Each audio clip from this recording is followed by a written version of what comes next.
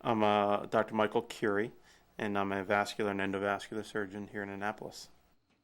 We need, medical legal system, and it's one of the ways that we keep ourselves as a profession in check. But at this point, things have clearly gotten out of hand. Unfortunately, there's a lot of malpractice suits filed because of a bad outcome, not because of negligence or malpractice. In the majority of cases that I've been hearing about, the families aren't the ones that are, really pushing for a lawsuit. It's actually medical legal lawyers, and it's become a business. It's become a big business.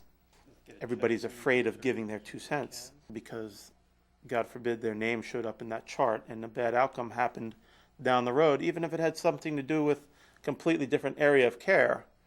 If your name's in that chart, you're at risk of a lawsuit. Physicians are leaving the state. Whole practices are closing. I know of 2 OBGYNs who recently have stopped practicing obstetrics, the OB portion of OBGYN, and they now just do gynecologic surgery because of the incredible burden of malpractice insurance. When you think about what are the costs of having a practice, when your most expensive cost is your medical legal malpractice, more expensive than your trained nurse, more expensive than the office staff, more expensive than your rent, then you feel like you're working to pay for your malpractice insurance. Doctors who are finishing their training, as they look all over the country for opportunities to practice, they're scared away of Maryland, and it's unfortunate because it's a wonderful place to live, but it's not a wonderful place to practice from a standpoint of trying to run your own practice and make a living.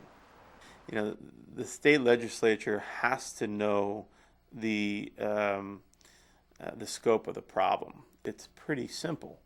There just needs to be common sense, regulation and common sense system for us to all work within on the legal side and the medical side, so that there's efficient and effective healthcare for everybody.